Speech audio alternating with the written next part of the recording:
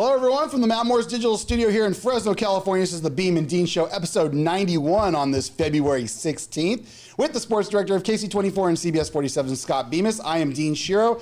Scotty, we both had very, very busy weekends. We've got pictures to prove it. So why don't you tell everyone where you guys were, the Bemis family, on Friday? Yeah, we decided to head out to Pebble Beach for the day. That's my son Cooper there and my daughter Ellen with their VIP badges. You know, that's what the staff there handed to them and claimed them to be. And the staff's so friendly there on the Monterey Peninsula, and just a fun day. And if you ever go to the Pebble Beach Pro-Am, there's a little secret that I shouldn't be passing along here because I think it's a little secret. Trying to keep it under wraps? Go for it. Yeah, sure. Go on the weekend as well and go to Pebble Beach and see Pebble and all its glory and majesty and everything else. I mean, if you go to Pebble Beach, you're going to want to see the Pebble Beach golf course. Sure. But on Thursday and Friday, they play Spyglass Hill as the other course.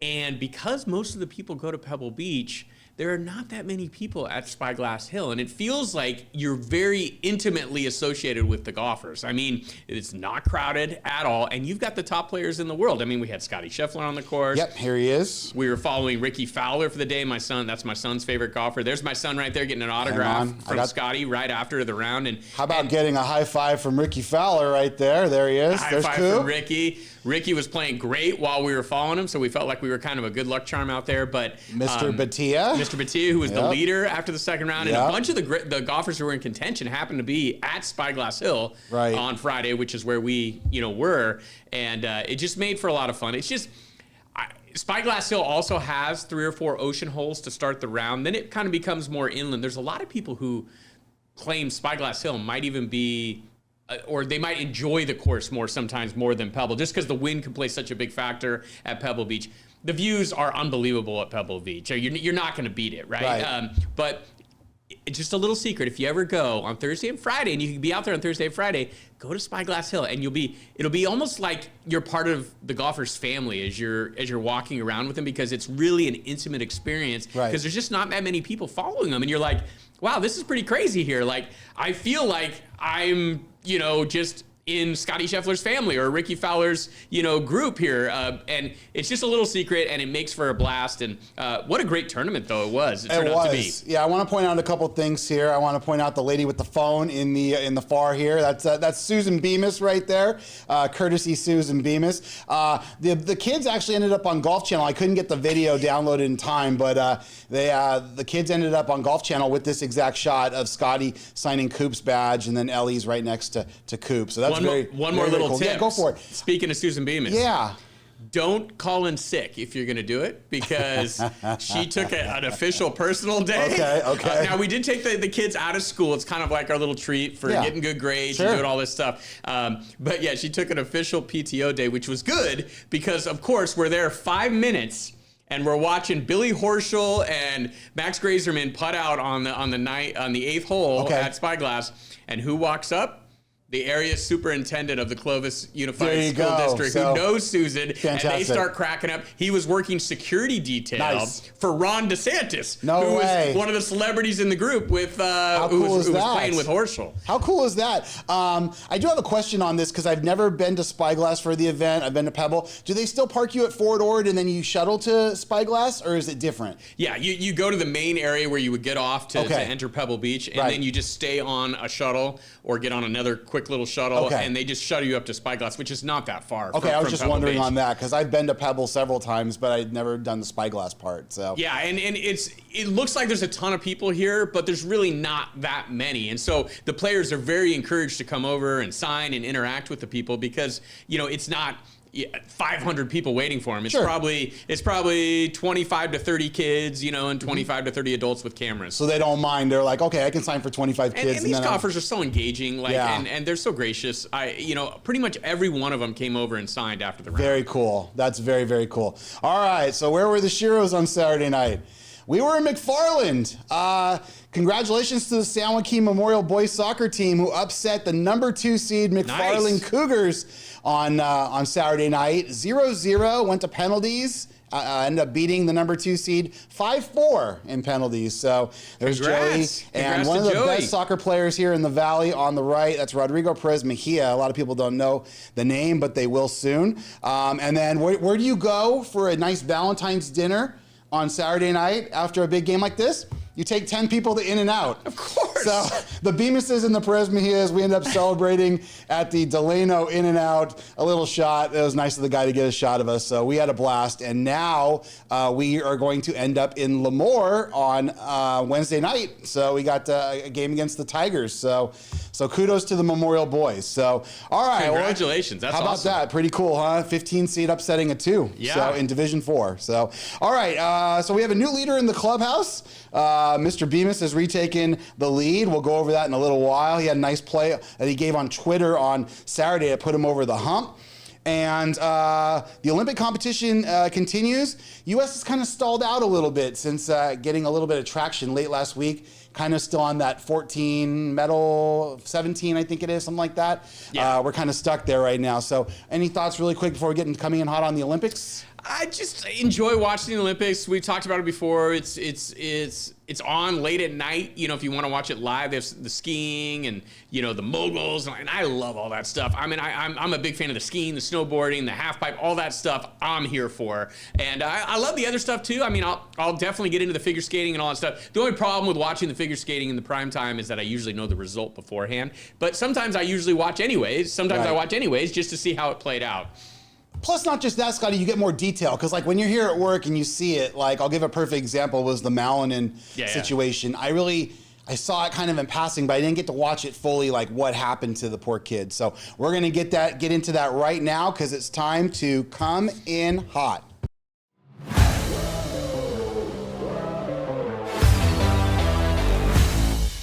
All right, Scotty, right back to the Winter Games in Milan. So we were doing the show last Thursday when Malinan was performing for the United States. He was a heavy favorite. He had like a 4-point lead after the short program. He's getting ready to do the long program, and the poor guy absolutely collapsed. I think he fell twice, and the quads became doubles, and it was very unfortunate to watch. I felt really bad for him. I think the question I want to kind of pose to you first is, and we kind of have the same question, is the Olympics too much pressure for some of these high-profile athletes? And what I mean is like these guys who are being sponsored by big companies pre-Olympics, and their faces are everywhere, and they're known as the quad god, or they're known as the bobsled king, or when they've got a reputation already. I look at the Paris figure skating, who were they were supposed to win the gold. So I just want to kind of pose that question to you: is the pressure getting to be too much for these guys? I mean, I don't know if it's too much or if it's just the way it is. But if there is too much pressure, this would be the time where pressure would have an impact on an athlete's performance. Because I think Johnny Weir talked about it during the performance for Ilya Malinan, Johnny Weir, the figure skating analyst for NBC, that it's just crazy because when you're a figure skater, you go from kind of being in this niche sport all year long for 4 years, where everybody in that world knows about you, in that figure skating world. But that's kind of a tight-knit niche sport. And then suddenly, probably for the last 6 months in the build-up to the Olympics, you're thrust out of that and you're thrust into the worldwide spotlight, and everybody wants to talk with you, and everybody is talking about what it's going to mean to win the gold and this and that, in the whole buildup, and it's just constant attention, constant pressure. And sometimes we forget, I think, too, that these people like Ilya's a 21-year-old, right? Yeah. He's a 21-year-old kid. Yeah, I mean, and so. Am I surprised that the Olympic pressure gets to them? No, not at all, because when you have something that has the structure that the Olympics has, where it's once every 4 years, and then it becomes the biggest thing going, no doubt it's going to be a little overwhelming. And we've even seen people who, should be used to this kind of pressure, wilt under the pressure. I mean, I'll use Michaela Schifrin as an example in the last Olympics. I hope that Michaela has a great performance here coming up in a couple days in the slalom. Really rooting for her because I'd love for her to have a little Olympic redemption. But there's no doubt about it, Dean, that in the last Olympics, that was purely pressure. That was purely the mental side of things. I mean, the fact that Malinan wasn't even attempting, right? He couldn't even get the quad off. He landed the first quad, but then he couldn't even get through the quad. He was turning them into doubles and this and that. Not surprised you would fall on a quad, even for Malinan. He's going to fall every now and then. True. But the fact that he couldn't even get his body to do what it was supposed to do. To me, that kind of leads me to believe in what he had said afterwards, kind of like Simone Biles in a way, right? In the Summer Games, that your body just suddenly sort of becomes overcome with the pressure and the nerves, and that's all you're thinking about, and you can't get your body to do what it normally does. And it also speaks to how we should celebrate, those people who are able to deal with that kind of pressure and still excel in those moments. Yeah. Well, they're human beings, right? We all have pressure moments in our lives in different ways, and sometimes we do well and sometimes we don't. So I just really felt for the kid, though. I thought he handled it with great grace. He handled it really well. I mean, honestly, they got a mic in his face 20 seconds after he's crying on the ice, and he handled himself beautifully.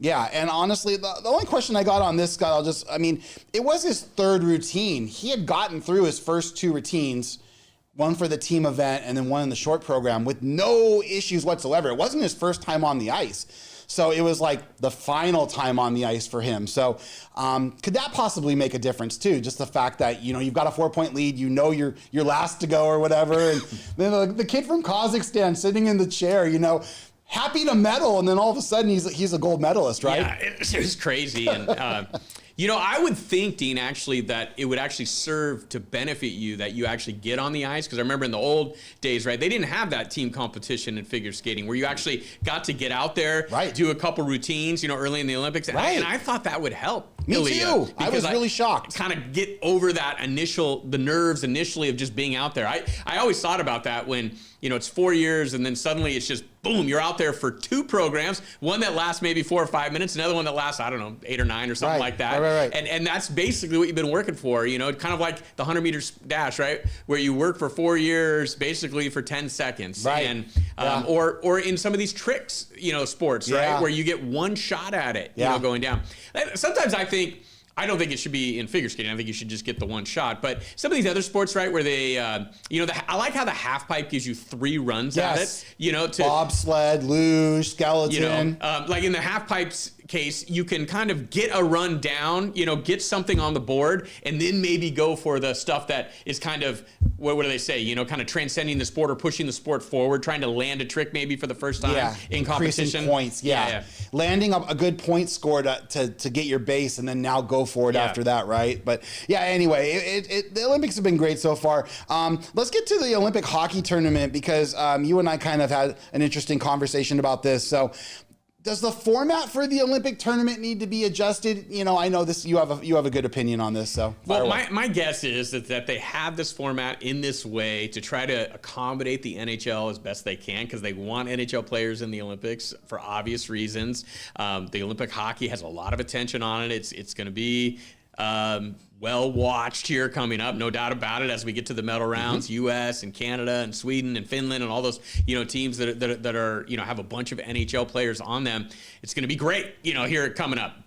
But the early rounds, Dean, you know why? Because every single team from the 12-team tournament makes it into the medal round or into the knockout round, if you will. Right. So the way they structured it was they had 3 4-team groups, right? And then the top 4 seeds do get a bye into the quarterfinals, but that's really the only advantage other than being seated high and maybe playing a lower seeded team in the final knockout stages of doing well in the preliminary round. So my only point is, why should I check in and really care during the preliminary rounds if it's not really going to affect? In the U.S., you can pretty much lock it in Canada that they're going to, finish like either winning their group or as the next best team and get into the quarterfinals. So my only point is I don't want to sit here and knock it because I'll give the Olympics credit for finding a way to get the NHL players there. I'll give the NHL players credit for it because I think it does great things for their sport when they're highlighted this way.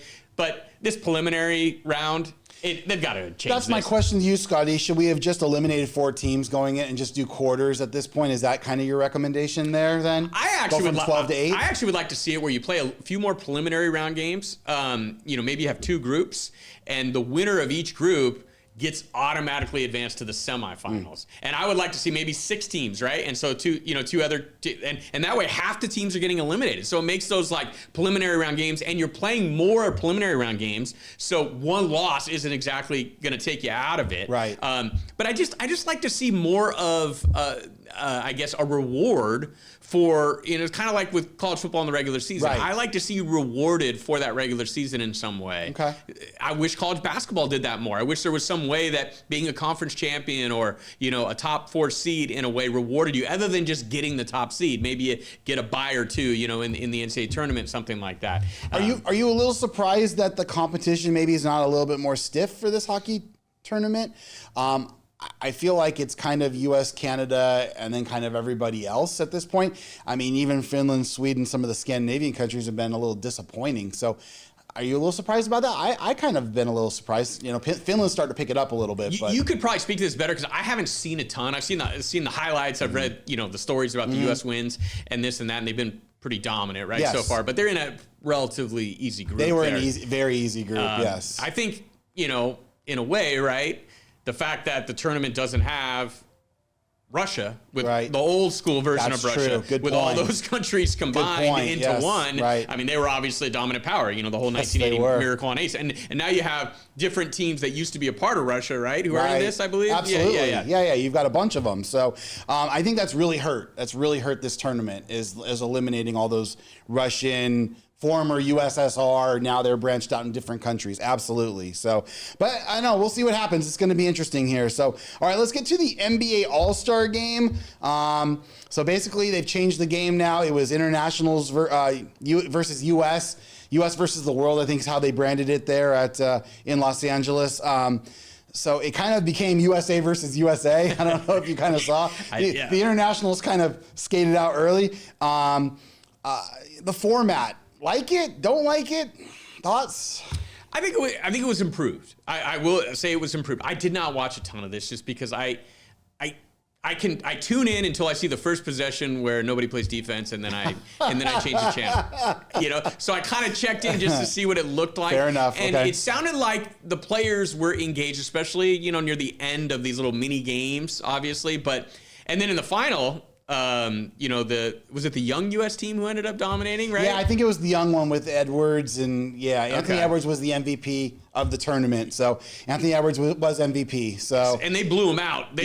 And so he scored like 11 straight. I mean, they only played one 12-minute quarter. Yeah. I think when you get to that final, it should be 2 12-minute quarters just to give it a little bit more flair. Here's my takeaway from this. Yeah, go ahead. My takeaway is this: the players did care more, and there was something there. Yeah, they cared. There was something there. Okay, so now how do you take this and turn it into something that could be really awesome? Because like I said, I'm still a guy. There still were possessions where nobody was playing defense. True. And it was kind of like Olay to the basket. Olay, down low. And I check out when that happens. Right.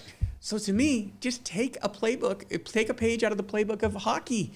Turn this into a little mini international extravaganza. Okay. Find a way to get it done. Okay. Where you have kind of a World Cup of basketball in a way going. Champions. Okay. Well, like with countries, with nations. You got Team Canada, you got Team US, you got maybe you do Team Europe, maybe the rest of the France, world. Right. But the French are like the second best country right now in the world game. Or maybe you do it by. I'm trying to figure out a way to kind of get the entire NBA represented from an all-star perspective. So if you're a South American all-star, maybe you have to do it more like Ryder Cup, where it's like Europe, and right. That's what I'm saying. Maybe the world, maybe maybe you go North America. I mean, I think you want a U.S. team, so you want U.S. And then might maybe be able to do a Canadian team, U.S., Canada, and then maybe a Europe team and a world team. I don't know. Yeah, I'm just thinking. That's then what I'm getting at. 4, right? Yeah. You got Australia. Could be a part of that part world of the team. World, yes. You got the East Asian, right. But I'm thinking countries. from a European standpoint, if you get Spanish players, French players, some English players. I think that the Ryder Cup, those European players would have a kinship. Agreed. With regards to that. Yeah, I agree with you. So my only point is, okay, we saw a little bit of. Okay, this was improved. It was improved. I'll give it that. And there were probably some moments that it was kind of fun to watch. I didn't watch it, throughout, but let's take this. It's still not great, right? So let's make it great. There's a way to make this great. They just got to figure it out. They got to, see what hockey's doing with the Four Nations Cup and just follow their lead. And I'm telling you, you could have something awesome. Okay. Yeah, like I said, I mean, I was happy to see guys like Victor Wembanyama upset, when that when that last 3 went and he was so upset. Like, I told you guys to guard the 3-point line because it was a 5-point overtime and whoever scored 5 first. So anyway, all right, let's get into a couple topics really quick before we get to our money plays. Kansas State coach Jerome Tang was fired yesterday for cause. He had a tirade last Wednesday after they lost to Cincinnati, saying that most of the players will not be back next year, don't deserve to play for the program. I'll just get your thoughts really quick, and then I have something to compare it to. So what are your thoughts on coaches getting dismissed for cause by being vocal about their opinions on their team? Well, what jumps out to me here is that the college basketball is becoming more like the NBA, right? More like professional sports every day with all the NIL and the transfer movement and guys really playing for money in a way now, especially when you're talking about the Big 12, a team like Kansas State, which has had some nice moments, right? I think Tang got him to the Elite Eight, if I remember, a few years back, didn't he? Yeah, got him a contract extension. Yeah. And so, but having said that, even though it is like professional sports, it is like the NBA, the fact that they're getting paid, they're still college kids and they're still college administrators and they're still part of a collegiate atmosphere there. And so if you're a head coach and you get in front of the microphone and you basically treat it like an NBA press conference where maybe your team just got beat by 50 and you want to send a message, to your team and saying, these guys won't be back. These guys don't deserve to wear the uniform, this and that. Whereas in the NBA, if you're in New York and the Knicks head coach does that, the writers may like that. And they may say, like, I love this intensity. I love the fact that he's sending a message to his team. You got to be careful still in the college ranks when you do this because these are still college kids. They're still young kids. And I just think it wasn't a good look when you have your head coach basically, telling your own players that they don't deserve to wear this uniform, that they won't be back. And I don't think the administration took too kindly to that. And then Tang loses his job. Yeah, just interesting. I was going to compare. I was trying to find the quote really quick, but we had a very similar situation in Boulder, Colorado on Wednesday night. Colorado lost to Texas Tech by 40. In Lubbock. Head coach Tad Boyle, who's one of the most senior coaches in the Big 12, he did not shun words either for his team. Said he was embarrassed for Boulder, embarrassed for the state of Colorado, embarrassed to be the coach of this team with the effort they put out. Said something very similar, but was not terminated for his remarks compared to Jerome making his remarks. So just kind of wondering, there's a little bit of a double standard. I just feel like it's a little bit of an extreme. I feel like it's an escape for a team, like you said, who's not performing well to maybe make a change. Absolutely. That is part of it as well, Dean. There's no doubt about it. Right. There's no doubt, like, all right, here's our avenue. We've got an opportunity. Exactly. We're going to try to fire him for cost. He's got $18 million on the hook, Scott. So they're going to try to get out of that or settle for much less, right? And then get another coach in there. So, all right, really quick on basketball. Fresno State men had a huge win. I know Air Force isn't good, but I mean, they finally got a blowout win. What was it, 30 points? I mean, I'm going to say huge just in terms of for the program. It just struck me as kind of funny when you say huge win over a team that's winless in the conference. Yeah, right, but I mean, for a program that's every been win for Fresno State is a good win at this point. Let's be honest. But to get the bench guys in, to win by 30, a little bit of confidence, right? Here's Go the ahead. bummer, though. Yeah. Here's the bummer. It's just every time they feel like they're taking steps forward and they're kind of on their way, to respectability again, and maybe they got something going here. Maybe they could even, win a game in the Mountain West tournament, maybe even threaten somebody in that second round.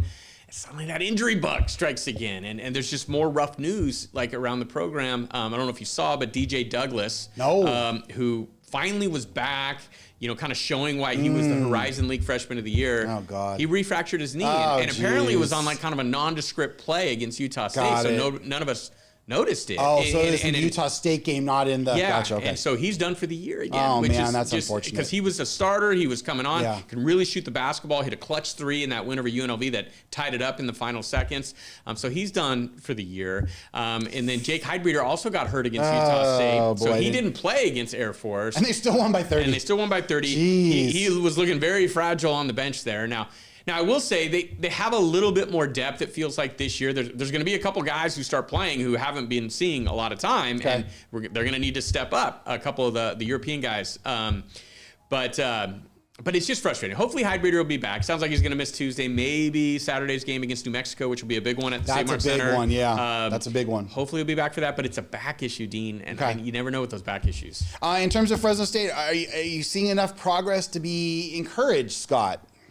Yeah, I mean, I'm encouraged. I think they've taken a step forward this year, and so I kind of live by the principle of I like to give a coach 3 years as long as it doesn't completely fall apart. In a way. And so, obviously they hit rock bottom last year. Wahlberg would be the first to admit that that was as bad as it can get with everything that went on the court, injuries, all this stuff, and then the off the court stuff as well with the the gambling allegations and all that. Just kind of it put them in a bad light. But they took a step forward this year. They took a significant step forward this year. Now it's hard to see it when you're trying to think about winning the conference or getting to the NCAA tournament, and you still them being right around 500 on the season, and I think a couple games or 3 games under 500 in the Mountain West. It's hard to see that progress, but there has been progress made. And so I definitely think that, Vance has earned another year as the head coach to see what he can do. And if maybe, one of these years, like all the chips, kind of collide together, the stars align, everybody's healthy, I'd love to see what they could do. All right, well, let's get into our money plays.